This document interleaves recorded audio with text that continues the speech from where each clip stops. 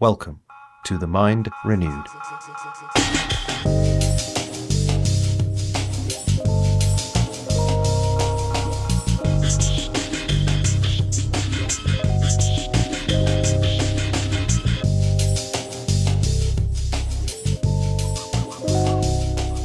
They're so worried that they've got to take over down here the direction of where it's going and get a one world system together, get rid of nationalities to get one government, one religion, so we won't have war.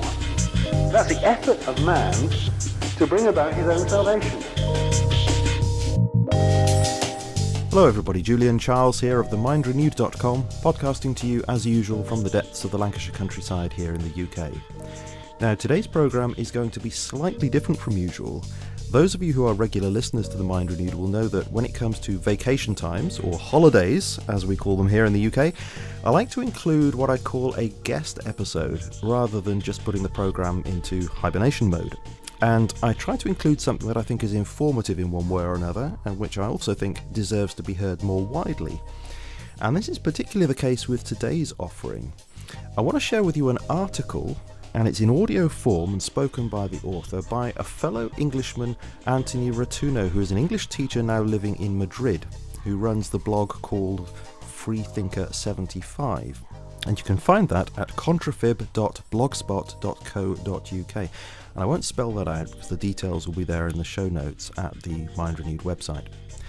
And the article is particularly interesting to me because it concerns a theme that we've been looking at for some time on the programme, and that's the theme of conspiracy theory or conspiracy theorising. And indeed the title of this piece is Conspiracy Theory, a Powerful Phrase. Now let me just give you a little bit of context for this. Several weeks ago, Antony contacted me through the voicemail page at The Mind Renewed, really just to share some thoughts and to ask a few questions. But as our conversation developed over a number of weeks, he mentioned this piece on his blog, which he said that he thought I might be interested in and that listeners to The Mind Renewed might be interested in. And he also produced an audio version, he said. So I was intrigued and I went and listened to this recording, and I have to say that I thought it was so well argued and well put together that I thought it really does deserve to reach a wider audience. So we're going to listen to it in a few moments. Now, having said that, let me be absolutely clear that I can't vouch for every single thing that Antony says in this article. I haven't the time to follow up on all the details that are presented here. And anyway, I don't really think that it's a reasonable thing to expect me to do that with any of the guest material that I present here. I'm simply sharing something with you that I think deserves attention. So if anyone wants to enter into a discussion about anything that Antony says in this piece, please do contact him directly. He's actually very keen for a conversation to take place, and a way of contacting him will be included in the show notes. But what I will say is that insofar as what he says coincides with my own knowledge in the various areas that he talks about, I do find myself pretty much in agreement with him. Before we get going with this, I need to say that there will be no podcast next week. Those few days running up to the Easter weekend are going to be absolutely full of family-related activities for me, so there will be a complete break next week. And, of course, during that break, if you haven't yet heard Dr. Gary Habermas's interview with us on the resurrection, then that's the ideal time to hear it. And, well, I suppose Easter Sunday itself will be the most ideal time, so if you haven't heard that, please do go and hear that.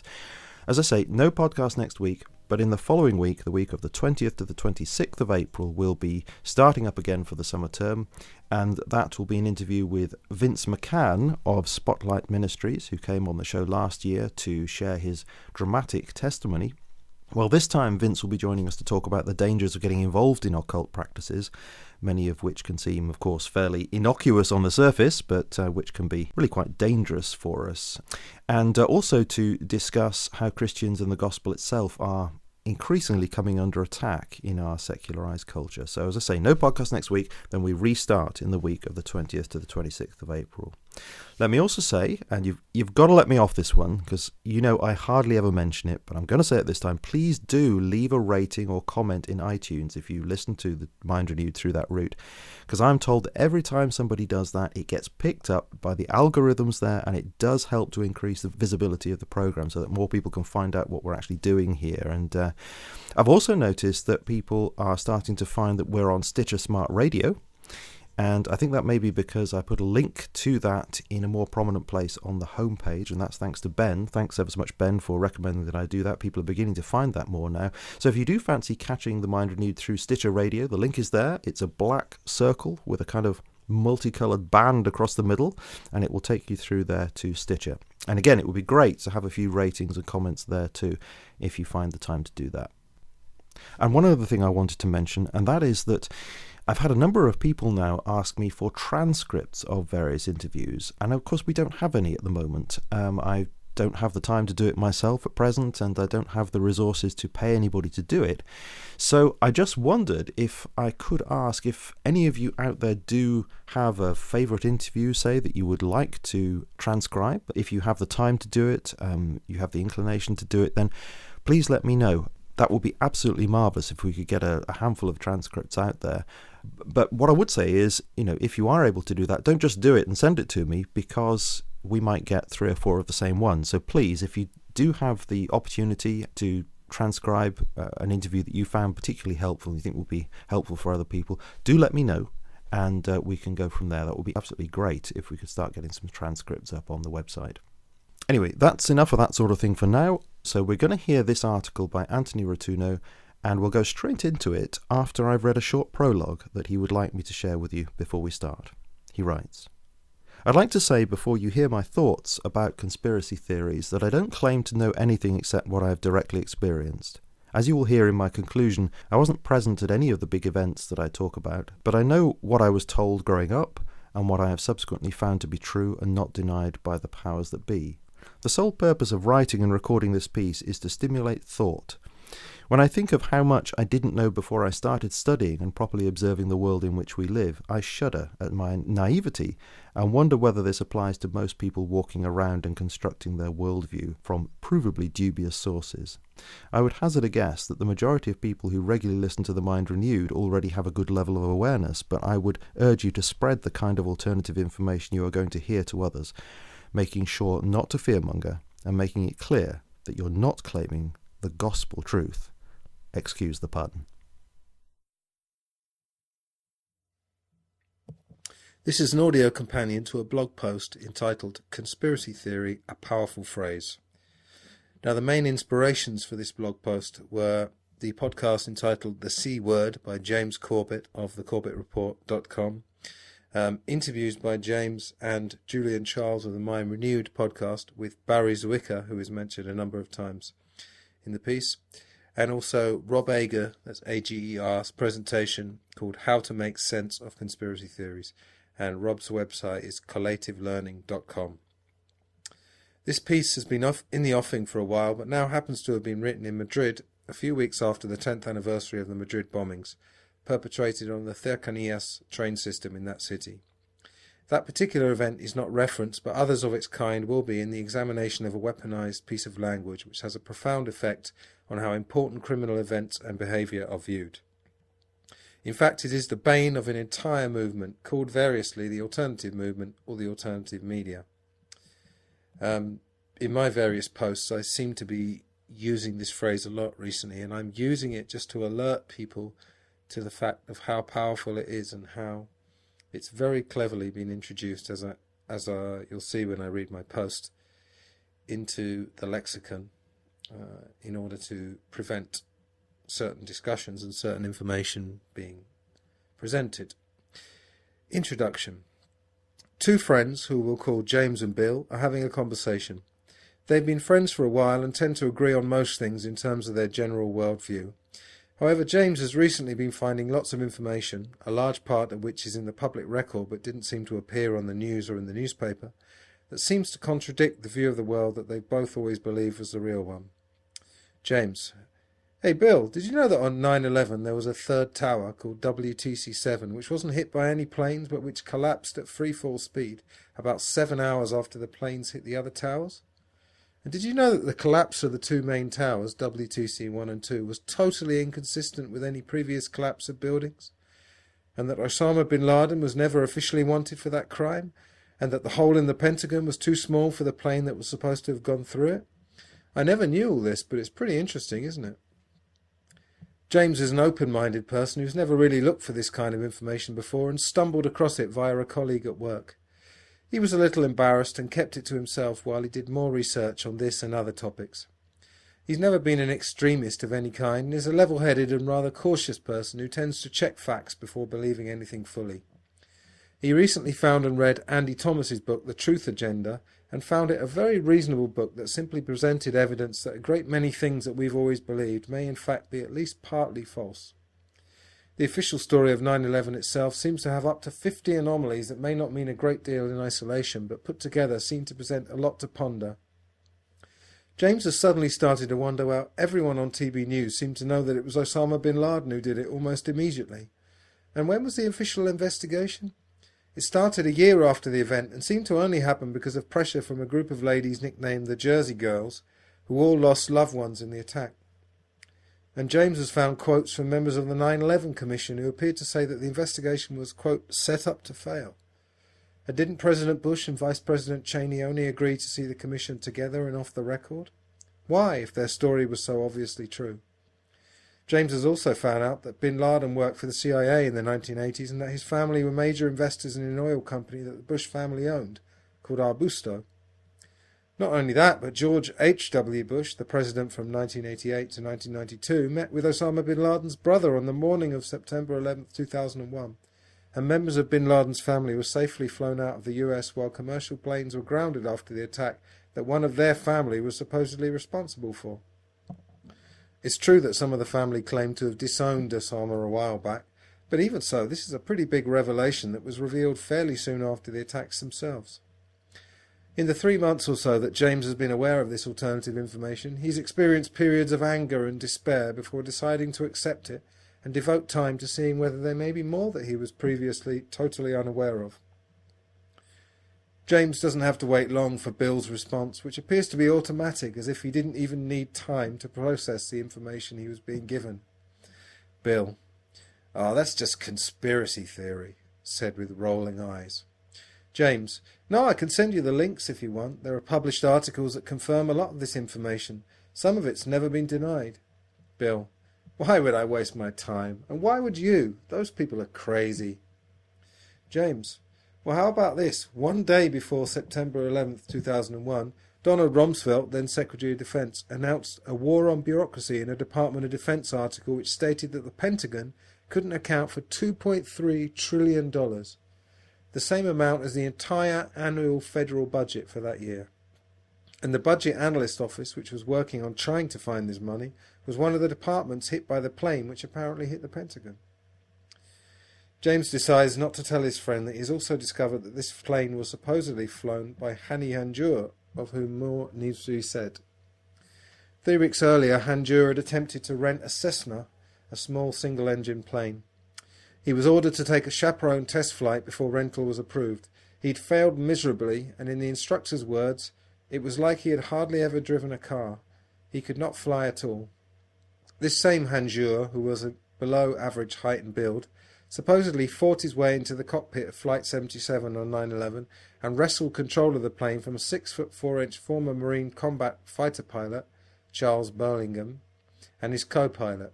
He then took control of the bewildering array of gadgets and devices of a Boeing 757 instrument panel and managed to quickly interpret his heading, ground track, altitude and airspeed, seemingly without any help from ground control or air traffic controllers.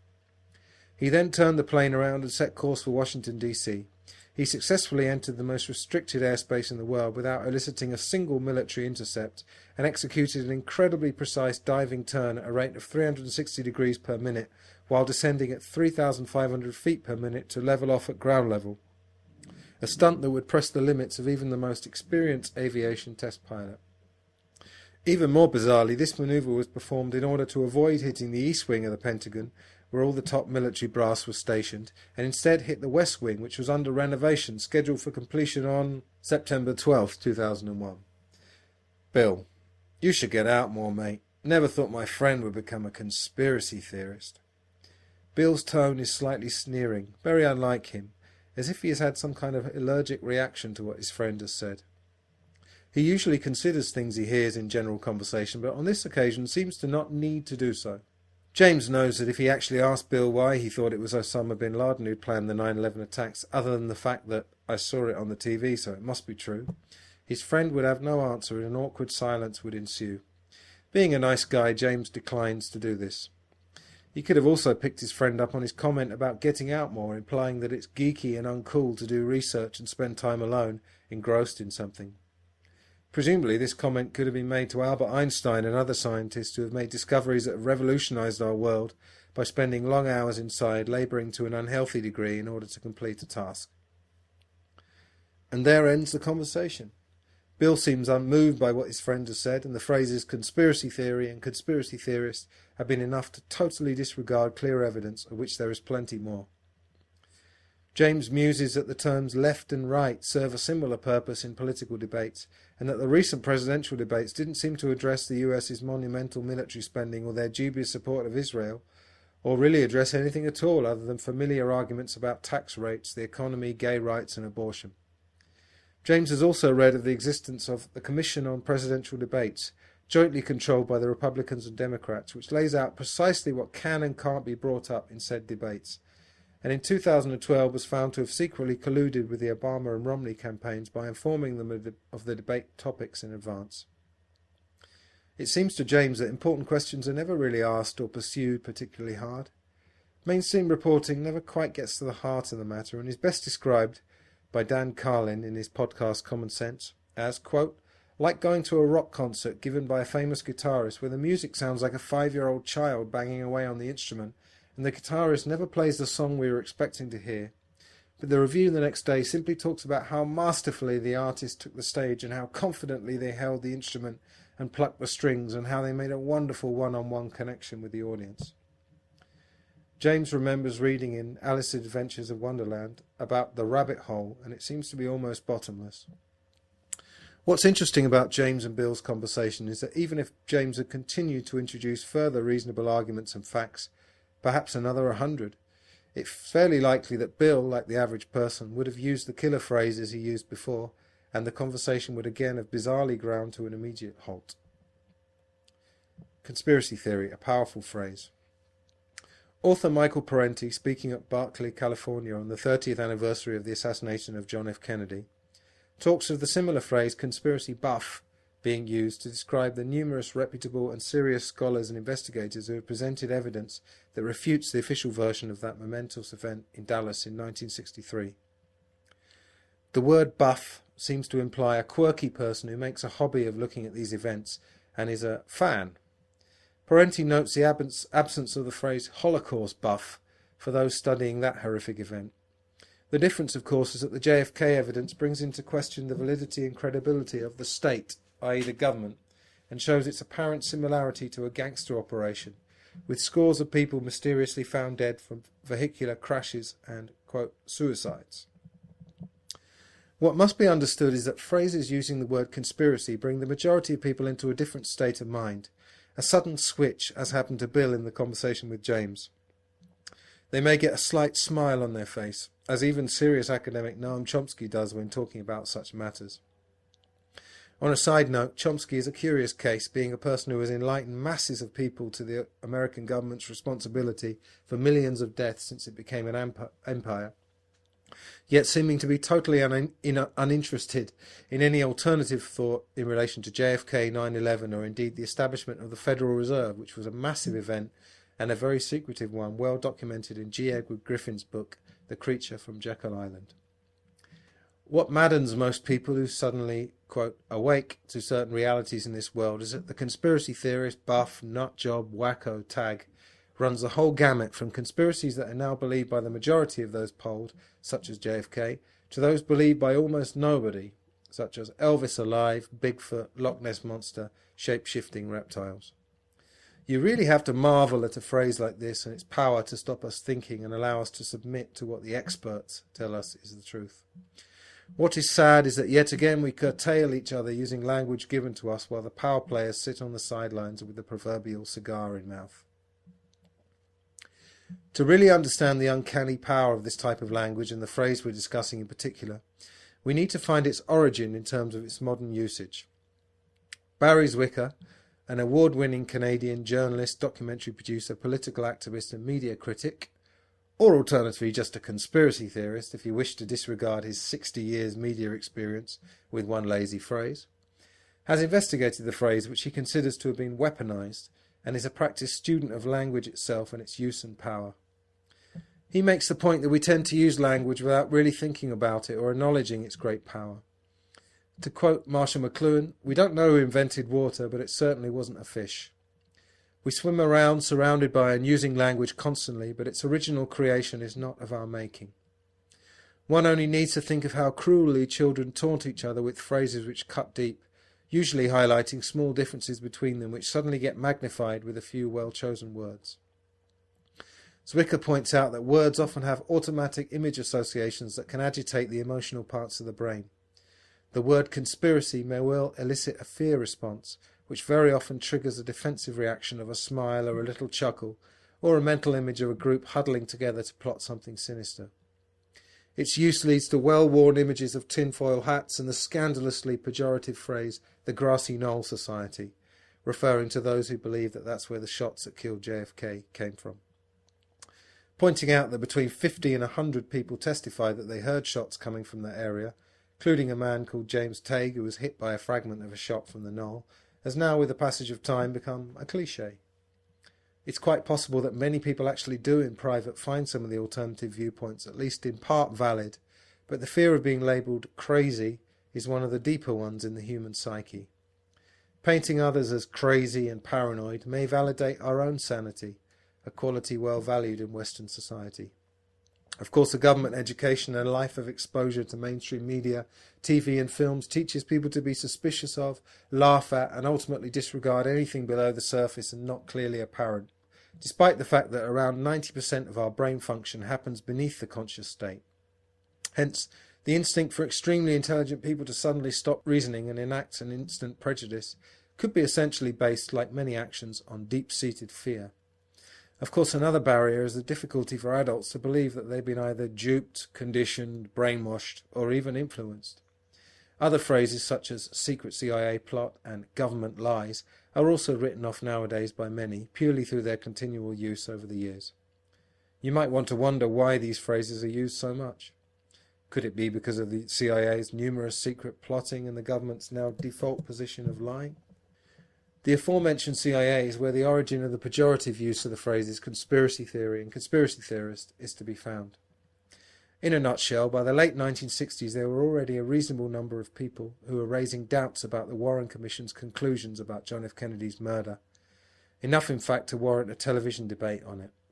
The agency's propaganda arm came up with the idea of instructing its media assets, such as book reviewers and publishers, to start using the phrases we're discussing in order to marginalise JFK skeptics. CIA document 1035/960, titled Concerning Criticism of the Warren Report and dated 4/1/67, that's April the 1st, 1967, alludes to this and the particular tactics used to stop dissent and, quote, trend of opinion which is a matter of concern to the US government, including our organisation. A 1967 poll found that 46% of the US population doubted that Lee Harvey Oswald had acted alone in Kennedy's murder, a number which incidentally has increased substantially in the intervening years. And the document expressed concern that, quote, efforts to impugn the rectitude and wisdom of the Warren Commission members cast doubt on the whole leadership of American society. This document was characterised under PSYOPs, psychological operations, and its deliberate intention is clear. Continual repetition by influential people gradually brought conspiracy theorists into the general lexicon, and a powerful weaponised phrase was born. Barry Zwicker points out the sad irony that the public's use of this phrase as a thought stopper is a remarkably effective protector of the conspirators themselves.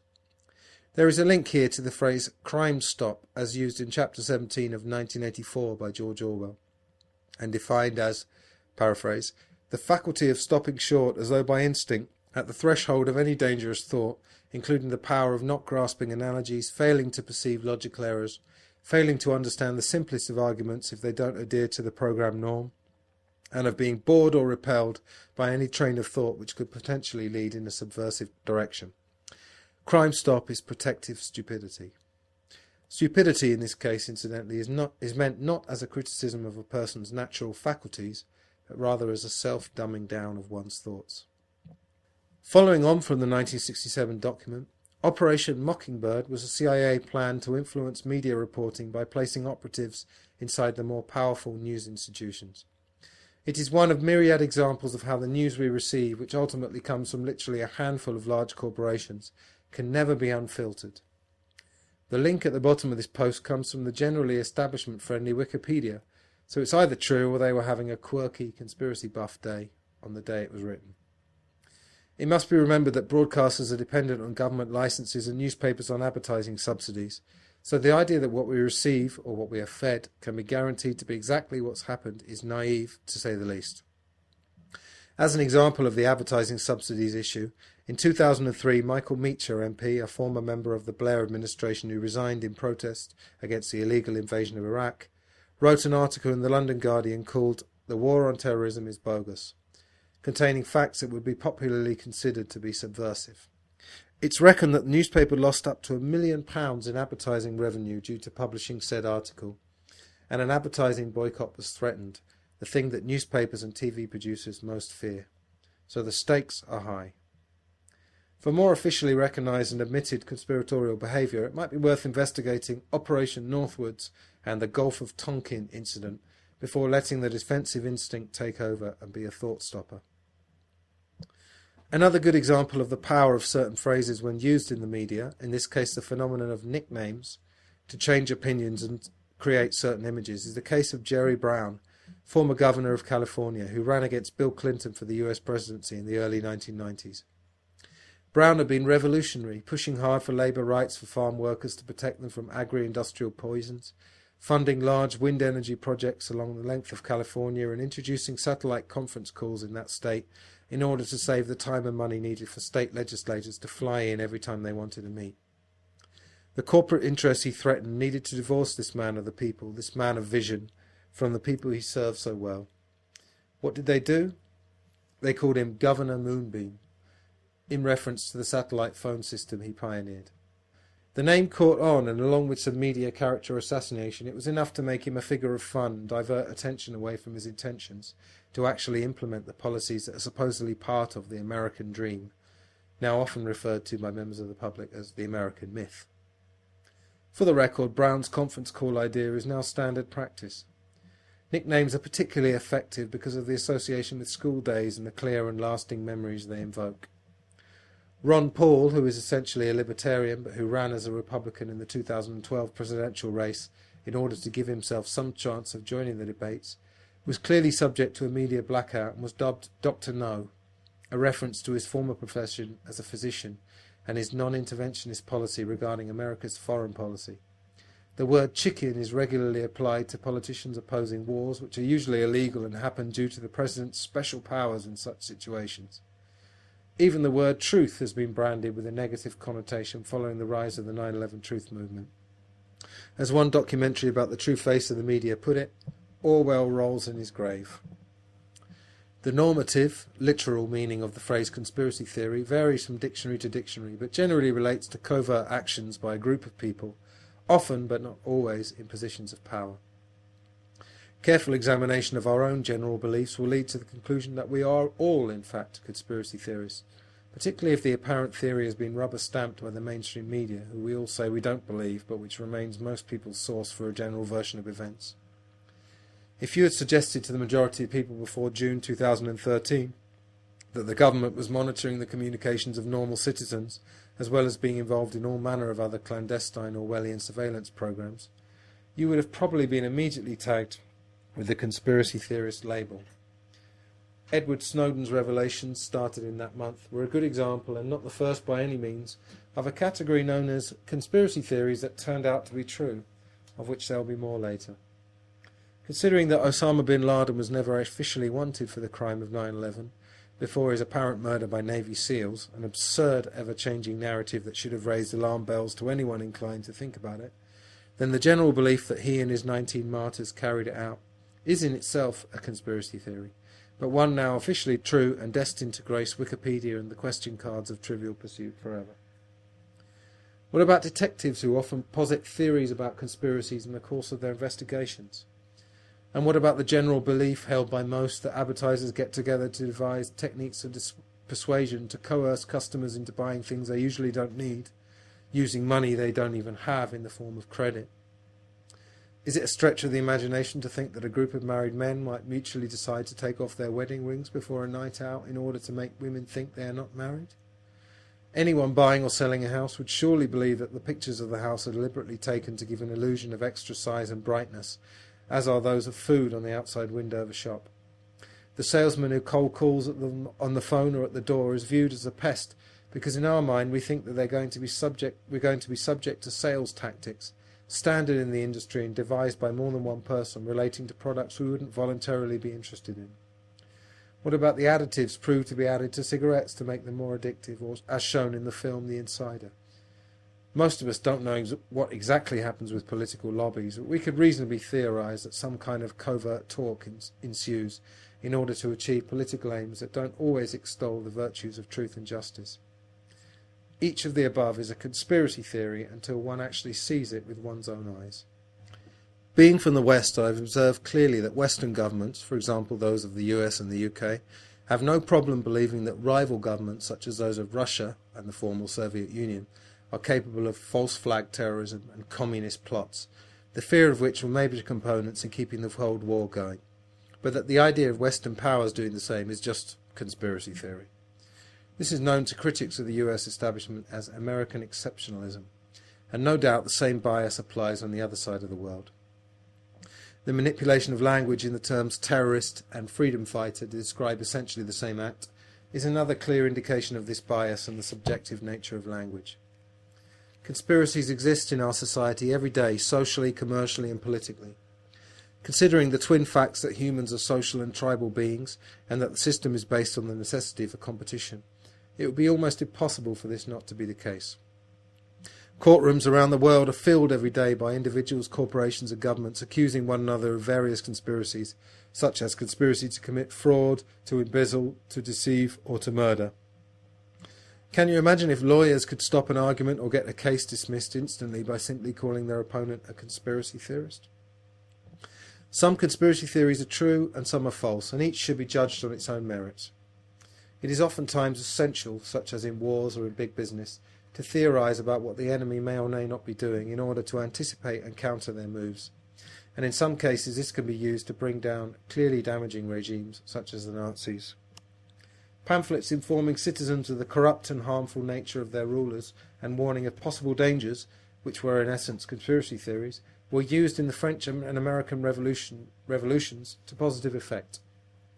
Paranoia, even when appearing to be justified, is another word with powerful connotations when used pejoratively. When ruling institutions are found to be engaging in behaviour unhealthy for those that they are apparently existing to serve, conspiracy theories will abound. Even if some are exaggerated or false, they still serve a general purpose of informing the ordinary person, the 99% if you will, of the general nature of their rulers and the need for some kind of awareness and general reform. Playing the numbers game, when you find on the 9/11 Truth website the article "The 40 Main Reasons to Doubt the Official Version of 9/11" and see the research that's been done and the books written, the probability that all of the anomalies presented can be easily explained away seems highly unlikely. And the list of arguable points is useful as a reference point for stumbling upon the elusive truth. The reality, of course, is that majority are not even deemed worthy of consideration, which is where the magic phrase comes in very handy as a thought stopper. So it's not the literal phrase itself, but its modern connotation and of course a host of subconscious and unconscious factors that trigger a very specific response of dismissal. We have seen how our character Bill reacted to James's apparent conspiracy theory, which of course was in part established conspiracy fact, but more dangerous to those who will do serious research, but all in the name of debunking anything that hints at a kind of conspiracy. One of these people is a gentleman called Brian Dunning, who runs the weekly podcast Skeptoid. No doubt Dunning is right about a lot of his scepticism regarding pseudoscience, but his narrowly defined aversion to conspiracy theories was well exposed on the Joe Rogan podcast. Rogan later made a very salient point that a lot of instant and smug dismissals happen on mainstream television, where short segments are constantly interrupted by commercials. So a lot of deep and impressive real-life conspiracy research can be ridiculed without being properly examined. Rogan's podcasts, in contrast, usually clock in around the 3-hour mark, so there's plenty of time for proper scrutiny. Rogan, I personally felt, could have pushed Dunning more and really flattened his short-sightedness, but like our character James, Joe Rogan is a pretty nice guy. Joe made the point that if you believe that 9/11 happened, you believe in conspiracies. He confronted Dunning with apparent conspiracy theories that turned out to be true, at which point Dunning claimed that these weren't conspiracy theories, but fact. Rogan also made the point that the government has been proven to lie pretty much constantly, so believing in the standard versions of events means believing in a proven liar. Dunning's response was a vague differentiation between a standard and official narrative, distancing himself from appearing to follow the government line while acknowledging that the version we are given by the mainstream media very often comes from government sources. What he decides is a conspiracy theory is basically anything which is hard to prove and implicates Western powers. Rogan's gentle and polite probing eventually uncovered the fact that Dunning had once been a believer in non-mainstream theories, but had found one or more to be false, and so had completely gone the opposite way to instant dismissal of all of them. Skepticism is very often healthy, but is not the same as dismissal. Aren't the military-industrial complex worthy of Dunning's skepticism? Times journalist David Aronovich is another of these debunkers who immediately goes on the attack in debates and starts using the magic phrase instantly. His anger and righteous indignation are quite convincing up to a point, but under examination, when confronted with, for example, with the testimony of William Rodriguez, the janitor at the World Trade Center who was originally given multiple medals for heroism for helping to evacuate survivors, but was later ostracized for his claims that he heard explosions going off in the North Tower before Flight 11 hit. He had nothing to offer but that Rodriguez is wrong. Aronovich's book Voodoo Mysteries, along with Among the Truthers, written by Canadian journalist Jonathan Kay, both start with the premise of a group of eccentric misfits who all seem to be allied together in their whacking ideas, which in Kay's charitable estimation sometimes have a grain of truth. Another interesting example of a conspiracy debunker and their narrow focus is Karen Douglas of the University of Kent, who produced a paper called The Hidden Impact of Conspiracy Theories and took part in the 2011 CFI UK Conspiracy Theories Conference, which analysed in minutiae the psychology regarding the phenomenon of conspiracy theorists and their wacky ideas.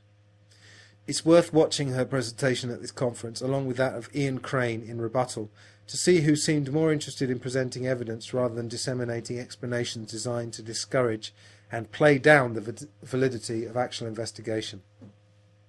Douglas poses the question, why do conspiracy theories endure when there is no factual support for them and they fly in the face of established facts? She then talks of the hidden impact of conspiracy theories and how they powerfully influence people's attitudes without them knowing it. She goes on to say that, quote, outwardly, people may deny the extent to which they've been influenced, but they tend to endorse the new information and pass it on to others. It's worth noting that Karen Douglas prefaced her talk by saying that, quote, I'm not going to focus at all on whether or not these theories are true, but rather why people tend to believe things that are not the accepted or mainstream view. 2 minutes later, she tellingly reiterates, I'm not really concerned about the truth or otherwise. This begs the question, why not look at some evidence? Because if you find good evidence, that might answer your question without you having to go any further. She comes up with various plausible reasons why people's lack of control and power is responsible for them needing to fill a hole in their lives with conspiracy theories. Hardly a new idea. What she's actually looking at is why some people don't follow the mainstream view. Could it be they found that the government and mainstream media, either separately or in collusion, are proven liars? And have looked into this, and like our character James, found a seemingly endless rabbit hole of things that the mainstream ignores completely or at least fails to highlight? She then shows a slide of 2 pictures of Paul McCartney, clearly the same person, as an example of a conspiracy theory that seems obviously false. Namely, the rumour spread by some disc jockeys in America in 1969 that McCartney had died in 1966 and been replaced by a double. But, pray tell, what connection has that theory, believed by no one I personally know, got to do with JFK, 9/11 or the death of Weapons Inspector David Kelly, which are backed by strong evidence and or anomalies well worthy of independent investigation? Why are they all being lumped together in the same category?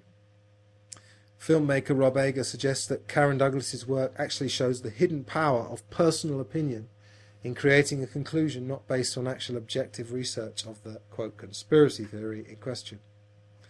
Upon reading Douglas's words, I would say there's an uncanny accuracy to them if you substitute conspiracy theory for the hidden power of an average upbringing based on compulsory education, including a fully mainstream view of history and indoctrination by media and general societal norms. Not as catchy, perhaps, but a decent explanation for the curious lack of questioning by the populace, and their general assumption that the powers that be are looking out for them and that the corporate media is basically telling them the truth. Does Karen Douglas know that her work, although perhaps objective within its scope, is missing a huge point? And is the hidden power of hers and society's fears that certain things might turn out to be true driving the default position of her and most others? At the Conspiracy Theories Conference, Ian R. Crane took the stage with a presentation entitled Conspiracy Theory versus Deep Geopolitics, which saliently commented on the preceding speakers, who had engaged in general academic research obsessed with psychologizing the phenomenon without once looking at the research angle. After running through a few pieces of evidence that most may not have seen and discussing the work of some credible researchers, he then brought on Tony Farrell, 17-year principal intelligence analyst for Yorkshire Police, who was dismissed after questioning 9/11 and the 7/7 attacks in London in 2005.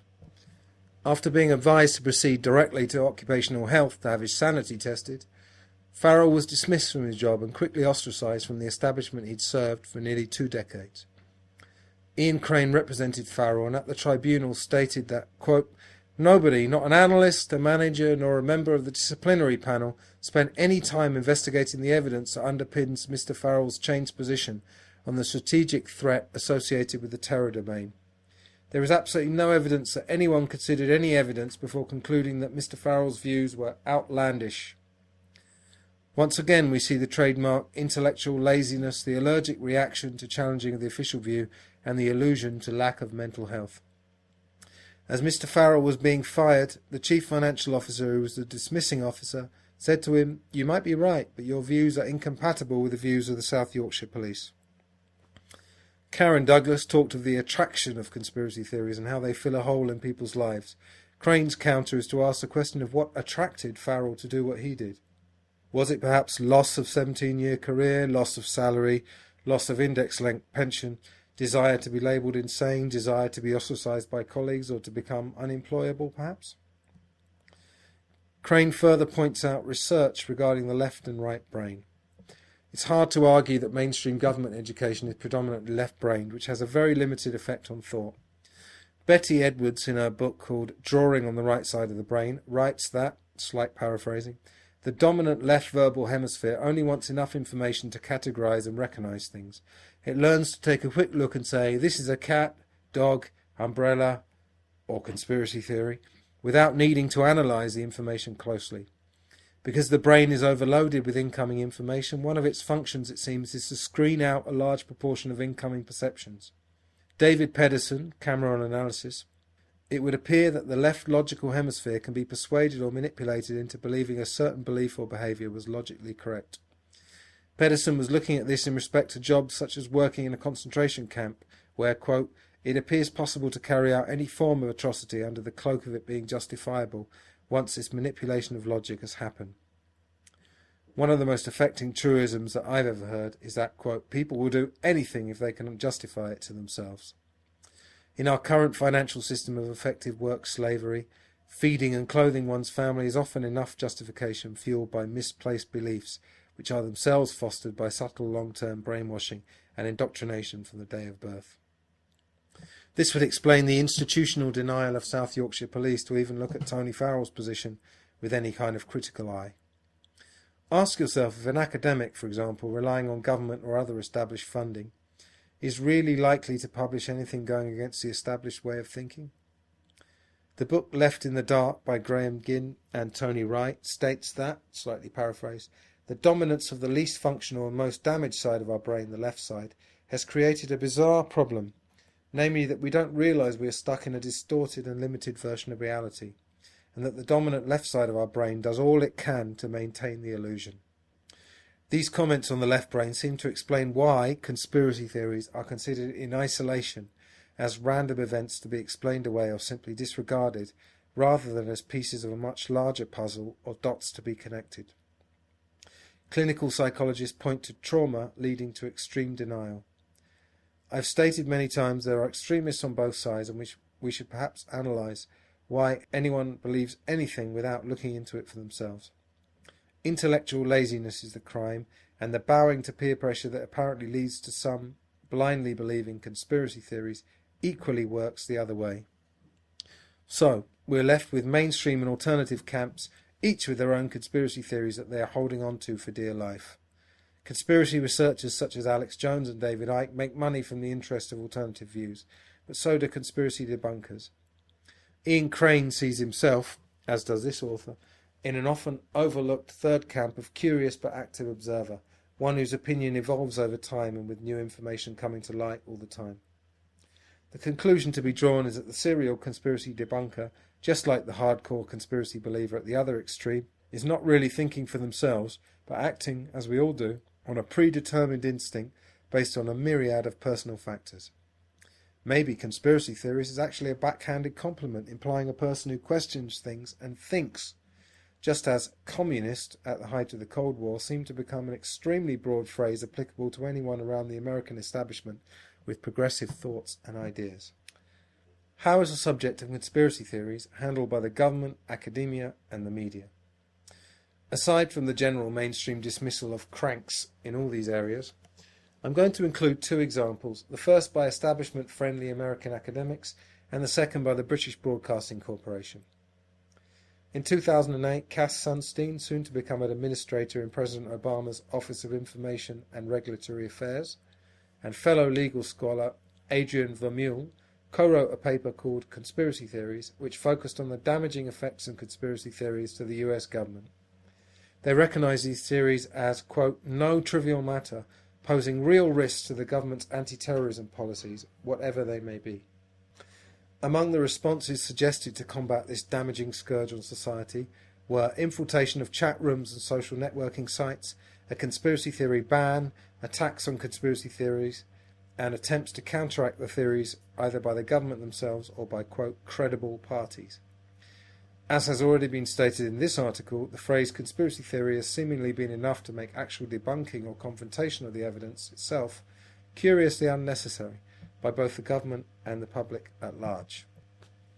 The BBC's Conspiracy Files series, which started airing programmes in 2006 and continued up to 2011, supposedly tackled some of the more famous cases which have been subject to questions around the official versions of events. To their credit, these programmes did interview some prominent credible opponents of official narratives, but the series as a whole was clearly working from the position that conspiracy theories are largely or totally false and so need to be debunked rather than allowing evidence to lead them to a conclusion. As the public tend to share this view through years of conditioning, these programs were an effective reinforcement of a prevailing view. Closer inspection, however, reveals a familiar short-sightedness and hand-picking of convenient pieces of evidence, along with familiar techniques of discrediting, the assumption that alternative explanations are an insult to survivors and the families of victims, and the habit of showing conspiracy theorists in darkened rooms, while those with establishment views were shot in wide-open spaces. Just a quick comment on the idea that questioning the government is an insult to survivors and the families of victims. Now, in these programs, they do often bring out people who have been traumatized by the event, either because they survived it themselves or that a loved one died. And some of them perhaps are offended, but let's not forget that earlier I pointed out the fact that it was a group of victims' families called the Jersey Girls, they all came from New Jersey, who had prompted the government to investigate 9/11, because otherwise there would have been no investigation, which seems quite amazing in the context of such a big event. Basically, it was Osama bin Laden. It was confirmed on the television. Case closed. Returning back, the painful ignorance of most viewers of these kind of techniques ensure that the programme's agenda went unquestioned, while maddening those who have awoken to how the wool of truth is pulled over all of our eyes on a daily basis. The accompanying conspiracy road trip programs and mainstream reporting and reviews of them confirmed in this author's eyes the utter dishonesty on show here. As mentioned earlier, this treatment of conspiracy theories is aimed at those with a worldview that follows that governments are generally well-meaning and well-motivated, even with all the clear reported daily evidence that this is not the case. The convincing presentation of this view leads to a kind of mass cognitive dissonance in those absorbing the information, and it seems easier to believe the majority view than deal with the stress of possible ridicule and exclusion by peers and the aforementioned labelling as crazy. The Occam's razor principle says that of two equal explanations, the simpler one is the one to follow. This is still the majority worldview, but enough time I believe it won't be, and as ever there is a reliance by the establishment on enough time passing for nobody to care. Again, I have to make the point that the Occam's razor argument, one view is simpler than the other because it's been handed to you by mainstream sources. That's why it's simpler. Anything can be made simple if it's presented as a headline. And with the news cycle as it is, everything needs to be simple. Everything is black and white. Official versions tend to be fairly black and white, and that's why they're accepted. One of the reasons why they're accepted. Do you ever ask yourself why files are closed for anything from 30 years to 70 in the case of Dr. David Kelly? When talking to a friend about the US government's acknowledged shameful behaviour in Vietnam and the aforementioned fake Gulf of Tonkin incident which got them there, an intelligent friend of mine simply uttered, "Vietnam was a long time ago." Proof that the closing of files is an extremely effective way of consigning challengeable data to forgotten history, as is the news cycle where stories come and go and are quickly replaced by something newer and fresher. Something I didn't include in the article but just came into my mind when my friend said, "Oh, it's a long time ago, forget it," was Bill Hicks's quote, the late great comedian. When people said to him, "Oh, stop talking about JFK, it was a long time ago," Bill Hicks would say, "Well, don't bring up Jesus, as long as we're talking shelf life." Both Cass Sunstein and the BBC are also working with the assumption that America and Britain have open societies and a free press, which is only true in relative terms. The fact that they are more open than, say, North Korea and China may be true, but ask yourself, if you had earned $1,000 for a month's work but were only paid $100, would you be happy with the justification that this was still more than the majority of the world earns? What I mean is, are you happy to be short-changed and for your privacy to be invaded and your intelligence insulted, just because others in the world are even bigger victims than you? We've already seen that information is subject to media filters, as explained by Noam Chomsky in his book Manufacturing Consent, and the vast majority of it is now concentrated into a handful of corporations that could literally be counted on the fingers of one hand. Career newspaper editors, career academics and career politicians are not going to risk their reputations and careers, and the people that turn out to be whistleblowers are often ex-government officials who are now out of their obligations and free to pursue and disseminate previously hidden truths. Just reading what I've written there about career politicians brings another thing to mind. Apparently politicians in the past didn't actually used to have a career. They used to be not very well paid, and it was more of a public service rather than a career, and I think that's a very significant change. When you've got a career on the line, it undoubtedly changes your behaviour. Considering the control of the media, it's certainly hard to imagine a prime-time show objectively promoted and reported on by the media which looked closely at the remarkable list of curious anomalies which surround the official versions of JFK and 9/11. Not to mention the category of conspiracy theories which turned out to be true, such as Operation Northwoods, the Gulf of Tonkin incident, the CIA's illegal overthrowing of democratically elected governments in countries such as Iran and Guatemala, and their support of murderous regimes and death squads in Latin America, and the obvious unprovoked assaults on Cambodia and Laos during the Vietnam War. In this author's fantasy world, where truth would supersede the vested interests that hamstring media organisations, the news that the Gulf of Tonkin incident alone was admitted to be fake. In brief, this incident was used as justification for America's full-scale intervention, invasion, occupation, you pick the word, of Vietnam. Discovered through declassified documents years after the event, would be all over the news and would shake the foundations of how society is viewed. Intelligent commentators would inform the public that in fact the whole war, as with most wars, was nothing to do with saving people, but about power and resource grabbing and huge amounts of money made from armament sales and loans to each side to fund the conflict. People would then perhaps start to question war in general, including the current endless conflict, and the whole house of cards might come down. Of course, it would never happen like that because of the format of mainstream television that Joe Rogan astutely observed, which is to show crumbs of truth among endless fluff and trivia, with time constraints. Mature discussion and free presentation of evidence are off the table in the world of corporate mainstream information. Abby Martin, who has won high praise in alternative media circles for her show Breaking the Set on the RT network, has remarked on the remarkable irony of her having to work for a Russian-owned TV station in order to communicate true news about her country of birth, the USA. At this point, it's worth reiterating that governments have no problem believing in conspiracy theories from each other, with both seeming to feel righteous and morally superior. Certain documentaries regarding the host country's corruption are unavailable in the host country but freely available abroad, e.g. Loose Change, an extremely popular internet film regarding anomalies in the official story of 9/11, which has been shown on mainstream television in various countries. For the record, RT's reporting on the recent troubles in Ukraine has garnered criticism, and it does appear that the reporting of this event has come down to a Cold War-style propaganda war. However, the information is what counts, and though it is never good to blindly believe anything, when research appears to prove something to be true, does it always matter the original source of this information? RT has certainly provided an interesting situation where Western reporters have the freedom to talk unhindered and not subject to ad hominem attacks, and thus communicate interesting and provable alternative information that they really should be able to in their own countries in a so-called free society.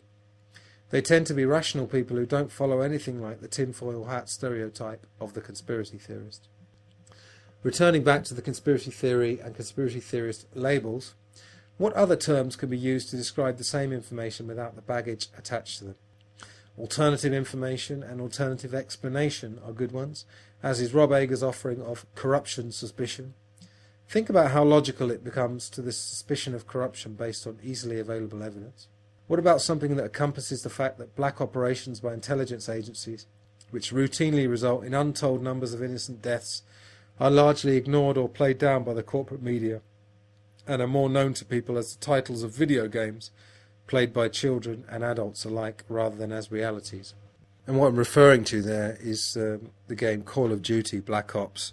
So Black Ops is basically introduced as a phrase which is now known by many people, and it means black operations, basically illegal operations which result in mass innocent death. There is in fact a term and a whole field of academic research related to such investigations. Peter Dale Scott, a Canadian former Berkeley professor, has spoken of the deep state, deep geopolitics and parapolitics, all of which refer to the multitude of complicated covert activities and secrecy which ultimately drive what happens on the surface. An easily understandable analogy is to think of what we hear on mainstream news as the presentation of a play or movie version of life, or indeed a reality show if you prefer. It appears real, but of course we never see any of the backstage shenanigans which contribute to the execution of what the audience sees. The long-running play Noises Off was and is a perfect metaphorical representation of this. Summary of main points. The phrases conspiracy theory and conspiracy theorists provoke a kind of allergic reaction in most people that hear them, and tend to make further exploration of a point difficult and unnecessary. These phrases have been deliberately introduced into the general lexicon as pejorative terms. Real conspiracies exist every day, and the phrases, when used normatively, apply to everyone with a working brain. Serial conspiracy debunkers do precisely the same thing as those crazies they criticize, such as cherry-picking evidence and rigidly sticking to their dogma. Alternative narratives, particularly complicated ones full of grey areas, don't sit well with the prevalent left-brain thinking of society, which is itself a product of largely left-brain schooling. Extremists exist on both sides of the conspiracy, no conspiracy spectrum, and none of them are to be taken at their word. Governments and media, like the majority of the public, work from the premise that conspiracy theories are a dangerous irritant or perhaps a hobby or fetish which need to be debunked. Fair presentation of alternative information with all evidence presented and more neutral terms used to describe it might well awaken the public and shake them from their collective apathy. Conclusion. We all inherit a worldview which influences our behaviour and beliefs, as well as certain core ties to nationalism, patriotism and religion. As Marshall McLuhan said, receiving language is a making practice, not a matching one. Language is processed by our beliefs and we make it what we want it to be, process it unconsciously in milliseconds, and so hear what we want to hear. In the case of the phrases that we've been examining, their popular pejorative use happens to fit well as a dismissive advice for the majority of beliefs. The aforementioned lack of training in critical thinking doesn't help shake these beliefs. When a phrase has a connotation such as conspiracy theories that manages to get to the core of these beliefs, it is very effective at garnering a very specific reaction. Perhaps in this stressful and difficult world, it's just easier and less painful to dismiss.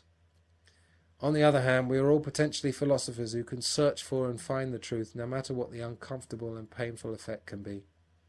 Next time you watch television and see the established view being challenged by Ron Paul among others, just see how quickly the phrase conspiracy theorist is used, as well as the limiting labels of left and right if all else fails. For those who do grasp what they've read here, the inevitable question comes, what can I do? Well, even if you don't have the time or inclination for particular action, you have the power to try and make critical thought a greater part of society by doing it yourself and spreading it to others. Instead of making your discourse full of triviality, spend your time thinking and becoming a philosopher. Help arrest the dumbing down of society. We also need to be big and admit we're being duped and capable of being influenced. Also be brave. Dare to confront people in a friendly way. Doing something that scares you, but doesn't kill you, is always a good thing. Be true to yourself and say what you believe. Barry Zwicker's advice, if someone accuses you of being a conspiracy theorist, is to stop them quickly and own the term. Tell them straight off before their use of the phrase has been allowed to enter the conversation. As much as we shouldn't need tactics to express what we think is truth, we shouldn't be above them. A good tactic is to say that you don't believe in conspiracy theories, but I've heard this and this and this, said with a hint of surprise. Definitely don't preach, it never works. As a kind of disclaimer, I'd like to say that what I've presented here is by the literal definition of conspiracy theory. Just as Oliver Stone's 1991 film JFK was, in the director's own words, quote, a counter-conspiracy theory to the government's. I wasn't at the JFK assassination, or at the Gulf of Tonkin in 1965, or in New York on September 11th. Who am I? Just an average person who's read and heard a certain amount of information, which, like our character James, doesn't appear to fit with what I was always told when growing up. Maybe conspiracy theories are dangerous and to be avoided, or maybe they foster a healthy scepticism. What I'm absolutely sure of is that language is used by those in power as a tool of manipulation to mask extremely questionable activities, and that anything that helps to alert the average person of this fact, along with the fact that we are being dumbed down and largely distracted by things which are in fact meaningless but appeal to certain emotions, is a good thing. Last year, the House of Commons in Britain, my homeland, voted categorically against military action following a chemical weapons attack in Syria, and across the Atlantic it was clear that the American public were against such action. Did the non-intervention in Syria have anything to do with growing awareness of the true reality of the world we live in, helped by the alternative media and independent radio, newspapers and podcasts, and as a result of information usually regarded as conspiracy theory? That was a long question. This is where the dilemma of what can we do could be answered. Street protests have a place, no doubt, but perhaps it's a changing of the general discourse and increased non-participation whenever possible that can actually change things. Whether you feel that you're interested or not in politics, we all want a better world, and it may be slightly simpler, if not easier, than we think. Sources. All of these sources, by the way, are listed in the blog post. CorbettReport.com, Free Domain Radio, Barry Zwicker, the Joe Rogan podcast, George Orwell, the book 1984, and in particular his essay Politics and the English Language. The podcasts of Dan Carlin, Common Sense, which is about politics, and Hardcore History, which is about history. The Mind Renewed podcast, which is run by Julian Charles. The 911hardfacts.com and the 9/11 Truth website. From the Conspiracy Theories Conference, there's Karen Douglas and Ian Crane's talks. Rob Ager's article that I mentioned earlier, How to Make Sense of Conspiracy Theories. And if you want the more dismissive conspiracy debunker view, the books I mentioned, David Aronovich, Voodoo Mysteries, and Jonathan Kay, Among the Truthers. You could also read Cass Sunstein and Adrian Vermeule's Conspiracy Theories paper. And also you might want to read Michael Meach's article which appeared in The Guardian. That was the one that cost The Guardian £1 million in advertising subsidies. I would welcome comments, of course. I'd welcome dialogue, really. There's just not enough dialogue. There's likes on Facebook, dialogue, opinions. That's what we need, I think. And as I said in the conclusion to my article, changing the discourse, I think, is the thing that would change the world. Well, I very much hope that you found that article by Antony Rotunno as informative and thought-provoking as I did, and that it will generate much discussion. And as I say, Antony is very keen for people to get in touch with him, so please do contact him with any questions or comments directly by email, and his email is contrafib@rocketmail.com, and that will be, as I say, in the show notes. And indeed, as he said at the beginning, the text of this piece can be found at his blog as well. So that's it for today. I look forward very much to speaking to you again the week after next, and I leave you with the words of the one and only Nick Clegg, our Deputy Prime Minister here in the UK. And in one of the recent TV debates with UK Independence Party leader Nigel Farage, Nick Clegg made a comment that perfectly illustrates one of the main points made in this article today. At a certain point in the debate, instead of sticking to reason and argument, Nick Clegg slipped into, well, what shall we call it? Well, I think I'll call it name-calling.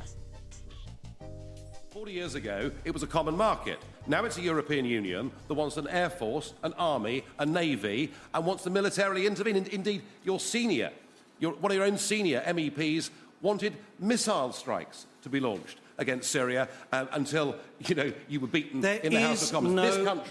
This country, Nick, has had enough of getting involved in endless foreign wars. But these are dangerous. Whether it's you doing it or anybody else doing it, and there is no evidence. Hang on. There is no evidence that our military intervention in these countries is making life better. That's not what Charles asked. That's not the question. With you as Deputy Prime Minister, we bombed Libya, and it's worse now than it was then. And the answer to Charles's question is, I don't want to be part of a European foreign policy.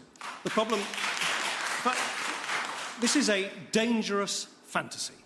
The idea that there's going to be a European Air Force, a European army, it is simply not true. The problem with people like Nigel Farage is they swing at windmills. They see conspiracies everywhere. I wouldn't be surprised if Nigel Farage soon tells us that the moon landing was a fake, that Barack Obama isn't American, that Elvis isn't dead.